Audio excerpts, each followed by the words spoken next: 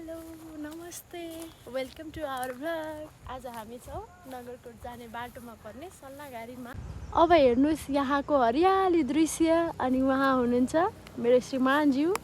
त्यसपछि यता हेर्नुहोस् सल्लाहगारी आनन्द बस्न शान्त छ रमाइलो छ। अनि अब यहाँ माथि छ रोड नगरकोट जाने रोड। हेर्नुहोस् त नेपाल कति सुन्दर छ। वाउ हरियो वन आनन्द शान्त। हामी पनि शान्तिको खोजीमा भौतारिएर जङ्गलतिर आएको थियौँ अनि त्यस पछाडि अहिले चाहिँ हामी आनन्दसँग गइरहेका छौँ। कति रमाइलो छ कति मिठो हावा छ यो गर्मीमा। कस्तो राम्रो छ है हाम्रो प्रकृति।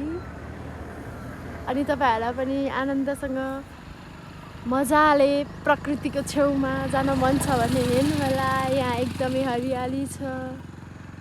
त्यो मकैहरू हाम्रो गाउँमा जस्तो टक्क ठिक्क टाइममा कुन यो तेजपत्ताको बोट।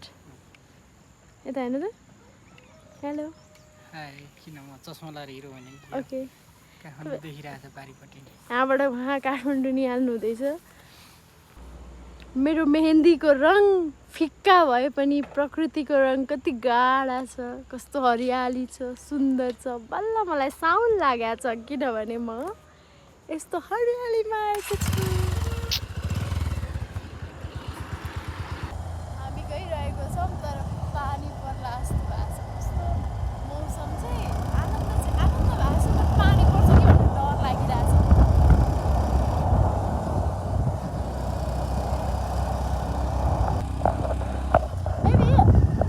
होइन म यहीँ बस्छु मलाई छोडेर जानु भनेर तपाईँ मान्नुहुन्छ? यहीँ म यतै बस्छु तर तपाईँ मलाई छोडेर जानु भन्नुभयो भने मान्नुहुन्छ?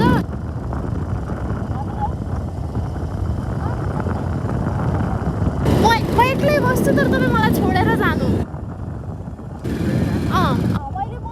सल्लाहगारी कति राम्रो सल्लाहगारी छ।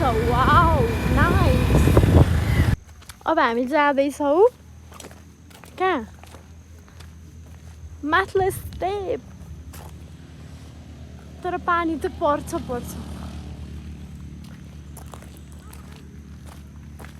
हमको लेकर जाओ। सिडी बनेछ अस्ति नै हामी आउँदा यो सिडी बनिसकेको थिएन बन्ने क्रममा थियो। अब फेरि अहिले हामी आउँदा चाहिँ बनिसक्यो होइन। त्यो पर झन्डा भएको चाहिँ एकीकरण पार्क हो। हामी त्यहाँ अस्ति पनि गएको थिएनौँ। त्यो एकीकरण पार्क हो त्यहाँ चाहिँ झन्डा राखिएको छ। अब त पानी पर्न लाग्यो सायद हामी माथि नगइ फर्किन्छौँ होला। हेर्नुहोस् काठमाडौँ उपत्यका यहाँबाट देख्न सक्नुहुन्छ तर पानी पर्नै लागिसक्यो एकदमै धेरै। पुरै हेर्नुहोस् त बादल पुरै कालो बादल मडारिरहेको छ।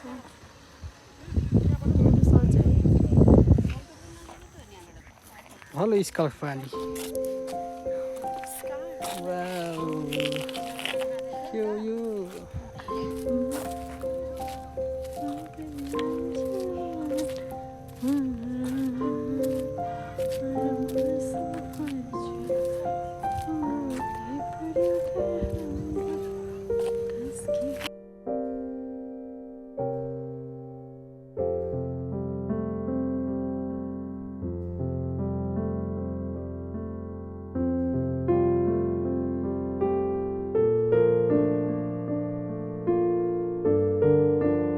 लगातारको 2 घन्टाको पानी पराएपछि हामी अब बाटो लाग्यौँ। त्यो पनि कसरी यसरी रेनकोट ओढेर। मौसम यति खुला यस्तो आनन्द शीतल छ है घर जान नि मन नलाग्ने चिसो छ क्या। कति रमाइलो कति आनन्द मलाई धेरै डर गयो यस्तो फिल भइरहेछ अहिले।